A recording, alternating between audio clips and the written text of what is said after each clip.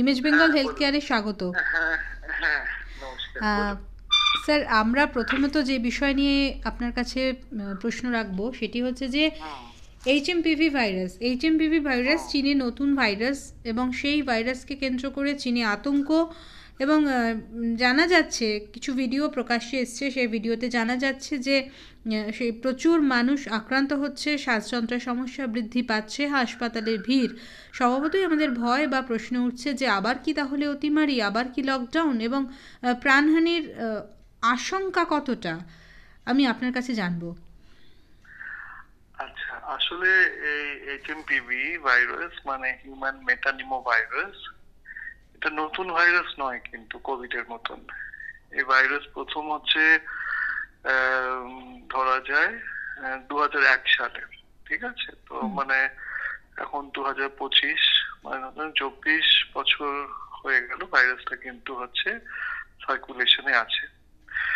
এবং এই ভাইরাসটা আমাদের এটা উইন্টার ভাইরাস বলে। মোস্টলি কি হয়, শীতকালে যে বিভিন্ন রেসপিরেটরি ভাইরাসের যেগুলো হয় তার মধ্যে মেটানিমো ভাইরাসও একটা ভাইরাস। শীতকালে সর্দি, হাঁচি, কাশি, জ্বর এইসব গুলো হচ্ছে মেটানিমো ভাইরাস করে। আচ্ছা। মোস্টলি হচ্ছে ওই জ্বর, সর্দি, হচ্ছে নাক বন্ধ হয়ে থাকা, হাঁচি, তারপরে হচ্ছে একটু কাশি। এটা আমার খুব কমনলি একটা ফ্লু লাইক সিমটম যেটা পাই, সেটা সেই ধরনের সিমটম হিউম্যান মেটানিমো ভাইরাস করে। এবং আমরা দেখি যে এখানে হচ্ছে প্রতি শীতে ইউজুয়ালি শীতকালে ভাইরাসটা হচ্ছে বেশি হচ্ছে একটা সার্চ হয় এই কেসেস গুলো। এবং এইগুলো মাইল্ড ইনফেকশনই হয়, তো আমার নিজের থেকেই সেরে যায়, কোনো স্পেসিফিক ট্রিটমেন্ট দরকার হয় না। ওই সিমটোম্যাটিক ট্রিটমেন্ট দেওয়া হয়, রেস্টে থাকতে বলা হয় পেশেন্টকে, জল বেশি করে খেতে বলা হয়, খাওয়া দাওয়া ভালো করে নিউট্রিশিয়াস ফুড দিতে বলা হয়, এবং হচ্ছে সেটা দেখা যায়। চীনে যেটা হচ্ছে দেখা যাচ্ছে, চীনের নিউজে যে মেটানিমো ভাইরাস তা বেড়েছে, সেটা এখনো কিন্তু এমার্জেন্সি ডিক্লেয়ার না চাইনিজ গভর্নমেন্ট করেছে না ডাব্লিউএইচও করেছে। তবে তারা বলছে যেহেতু ভাইরাস সার্কুলেশনটা একটু বেশি হচ্ছে, তারা নজর রাখছে এটার উপরে। তো হংকং এও এই ভাইরাসটা দেখা যাচ্ছে, আমাদের দেশে তো ভাইরাসটা দেখা যায়, প্রতি বছরই থাকে, এই বছরও সেটা হচ্ছে দেখা যাচ্ছে। এবং সব দেশ মানে চীনের আশেপাশের যে দেশগুলো, ওখানে ভারতও আছে, তারা এটাকে ক্লোজলি মনিটর করছে যে কেসেস গুলো কত বাড়ছে এবং কোনো সিভিয়ার কেসেস হচ্ছে কিনা, সেটা তারা খুব ক্লোজলি মনিটর করছে। কিন্তু এখনো সেই দিক থেকে আতঙ্কের কিছু নেই যেটা আমি বলবো, কারণ কি এটা কোয়াইট কমনলি এই ভাইরাসটা আমরা প্রতি বছরই হচ্ছে দেখি, এবং এটা সব এজ গ্রুপকেই আক্রান্ত করে এই ভাইরাসটা। আচ্ছা। স্যার, একটা প্রশ্ন হচ্ছে যে শ্বাসযন্ত্র, আমরা কোভিডের সময় দেখেছিলাম যে শ্বাসযন্ত্র ভীষণভাবে আহ, আক্রান্ত হয়েছিল। যে সমস্ত কোভিড পেশেন্ট, যারা আপনারা যে সমস্ত পেশেন্ট পেয়েছিলেন, হুম, তাদের ক্ষেত্রে শ্বাসযন্ত্রের সমস্যা দেখা দিয়েছিল, যেটা বড় চিন্তার একটা কারণ ছিল। তো এই যে ভাইরাস এইচএমপিভি, এই ভাইরাস এটা হ্যাঁ, একেবারেই হ্যাঁ, নতুন ভাইরাস নয়। না, তো সেক্ষেত্রে স্যার, এটা কি শ্বাসযন্ত্রকে কতটা সংক্রমিত করে? দেখুন এটা একটা রেসপিরেটরি ভাইরাস। ঠিক আছে, মানে শ্বাসযন্ত্রতেই এটা আক্রান্ত করে। মোস্টলি এটা আপার রেসপিরেটরি ট্র্যাক্ট কে বেশি আক্রান্ত করে, মানে হচ্ছে নাক এবং হচ্ছে হচ্ছে এই ফ্যারিংস এবং হচ্ছে সাইনাসেস, এগুলোকে বেশি আক্রান্ত করে। দেখা যায় যে হচ্ছে কারো কারোর মধ্যে এটা লোয়ার রেসপিরেটরি ট্র্যাক্টও ইনভলভ করে, তাদের মধ্যে হচ্ছে হচ্ছে শ্বাসকষ্ট হতে পারে, এবং কিছু ক্ষেত্রে হচ্ছে নিউমোনিয়াও কজ করে। কিন্তু ভালনারেবল গ্রুপ যেটা, সেটা আমরা বলি যে 5 বছরের কম যে বাচ্চারা, তারা মোর ভালনারেবল। 65 বছরের ঊর্ধ্বে মানুষরা, তারা মোর ভালনারেবল। যাদের অলরেডি হচ্ছে কোনো হচ্ছে ক্রনিক রেসপিরেটরি ইলনেস আছে, যেমন অ্যাজমা বা সিওপিডি, তাদের মধ্যে হচ্ছে এটা বেশি আক্রান্ত করে, এবং তাদের মধ্যে হচ্ছে লোয়ার রেসপিরেটরি ট্র্যাক্ট সিমটমস হওয়ার সম্ভাবনাটাও বেশি থাকে। তো সেইটা কিন্তু এইটা এখনো খুব সিভিয়ার ইলনেস, এবং সেটা ইটস কোয়াইট রেয়ার এই ভাইরাসে। এবং হচ্ছে যেহেতু আমরা সবাই এক্সপোজার এভরি ইয়ার এই ভাইরাসে হই, তো বডির ইমিউন সিস্টেম সেটার এগেনস্টে একটা প্রোটেক্টিভ অ্যান্টিবডির প্রোটেকশন তৈরি করে রাখে, এবং এই ভাইরাসের ক্ষেত্রে সেটা রাখে।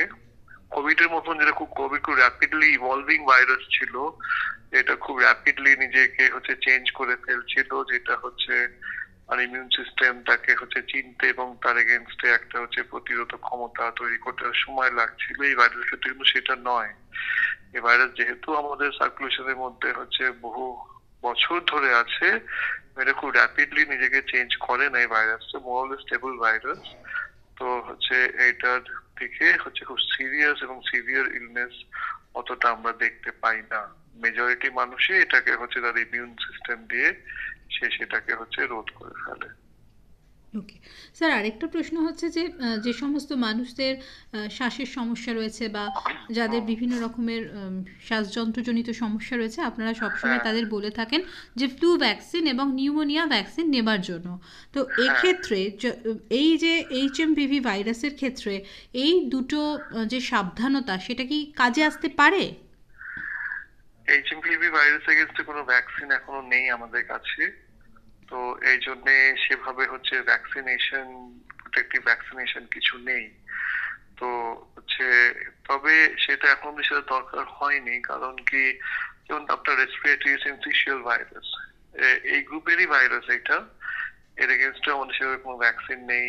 যেমন অন্যান্য রেসপিরেটরি ভাইরাস, যেমন রাইনো ভাইরাস, অ্যাডিনো ভাইরাস, এগেইনস্টে আমাদের কাছে ভ্যাকসিন নেই। কারণ কি, এই ভাইরাসের সংক্রমণকে বডি নিজের থেকেই সেটাকে রোধ করে ফেলতে পারে। তো এই ভাইরাস এগেইনস্টে সেরকম কোনো ভ্যাকসিন নেই। আর নিউমোনিয়া ভ্যাকসিন বা ফ্লু ভ্যাকসিন কিন্তু এর এগেইনস্টে কার্যকরী নয়। তবে হ্যাঁ, ন্যাচারালি আমরা যেটা বলি সেটা ইয়ারলি ফ্লু ভ্যাকসিন দেওয়ার জন্য সবাই অবশ্যই নেয়। নিউমোনিয়া ভ্যাকসিন নেওয়ার প্রয়োজন যাদের, তারা অবশ্যই নেয়, এর সঙ্গে ওই ভাইরাসের সংক্রমণ বা ওই ব্যাকটেরিয়াল সংক্রমণটাকে আমরা আটকাতে পারি। এই ভাইরাসটাকে তো ইনফেকশন গুলোকে বডি নিজে হ্যান্ডেল করে নেয়। তবে ওই ভাইরাসে যে যার কাছে ভ্যাকসিন আছে, তার কাছে ভ্যাকসিন সবাই নিয়ে নেয়, সেটা নিয়ে নেওয়াটা আমরা সবাই বলি, এবং সেটা দরকার। স্যার, এই ভাইরাসে আক্রান্ত মানুষদের মধ্যে প্রাণহানির যে সম্ভাবনা, সেটা ঠিক কতখানি? না, সেটা খুব বেশি নয়। আমি যেটা বললাম যে মেজরিটি এটা একটা mild upper respiratory tract illness এর মধ্যে, সর্দি, হাঁচি, কাশি, জ্বর নিয়ে 4-5 দিন মানুষের পক্ষে তারপর থেকে বেরিয়ে আসে নিজের থেকেই। এর থেকে প্রাণহানির সংখ্যা আমরা খুবই কম পাই। যদি কারো ইমিউনো কম্প্রোমাইজ কোনো পেশেন্ট থাকে, বা যাদের এই বললাম যাদের ক্রনিক রেসপিরেটরি ইলনেস আছে, তাদের মধ্যে একটা সিভিয়ার ফর্ম নিতে পারে। কিন্তু মেটানিমো ভাইরাসের আক্রান্ত হয়ে প্রাণহানির যেভাবে বিশাল একটা কোনো স্ট্যাটিস্টিক্স কিন্তু আমাদের কাছে নেই। স্যার, তাহলে এখনো পর্যন্ত যা পরিস্থিতি, তাতে ভারতে আমাদের উদ্বেগ বা আতঙ্কের বিরাট কোনো কারণ নেই? বিরাট কোনো কারণ এখন অব্দি নেই। তবে তার সঙ্গে এটাও বলা খুবই দরকার যে আমাদের পার্সোনাল যে প্রোটেক্টিভ যে মেজার্স, যেটা আমরা নিয়েছি কোভিড এর সময়, সেটা যেন আমরা না ভুলে যাই। যখন কোনো ভিড়ের মধ্যে কেউ যাচ্ছে, অবশ্যই সবাই যেন মাস্ক পরে। আর কারণ এটা ড্রপলেট ইনফেকশনের দিকে ছড়ায়, এবং হাত, চোখে, মুখে যেন খুব বেশি হাত না দেয়, কারণ সে হাতের মধ্যে থেকে ভাইরাসটা আবার অন্য কাউকে বা নিজেকে আবার আক্রান্ত করতে পারে। এই জন্য রেগুলার হ্যান্ড ওয়াশিংটা ইম্পর্টেন্ট। তো এই দুটো জিনিস, রেগুলার হ্যান্ড ওয়াশিং আর মাস্ক পরা, আবার সেই একই প্রিভেন্টিভ মেজার্সে আমরা কথা বলবো, এবং সবাইকে সেটা মানতে বলবো। এটাই দরকার। উদ্বেগের খুব কারণ নেই, ভয় পাওয়ার কারণ নেই। তবে তার মানে নয় যে আমরা we should not let our guards down, definitely. তো আমরা যেন এই মেজার্স গুলো যেটা আমরা বলে আসছি, বারবার বলছি আমরা, সেটা যেন আমরা ফলো করি। তাহলে আমরা যারা ভালনারেবল গ্রুপটাকে অনেকটা প্রোটেক্টেড রাখতে পারবো, এবং তাদের মধ্যে ইনফেকশন হওয়ার চান্সটাকে কমাতে পারবো। অনেক ধন্যবাদ স্যার। আমরা আপনার কথা এবং আপনার পরামর্শ নিশ্চয়ই মাথায় রাখবো, এবং আমাদের দর্শক বন্ধুরা এই কথা আপনার শুনছেন। অনেক ধন্যবাদ।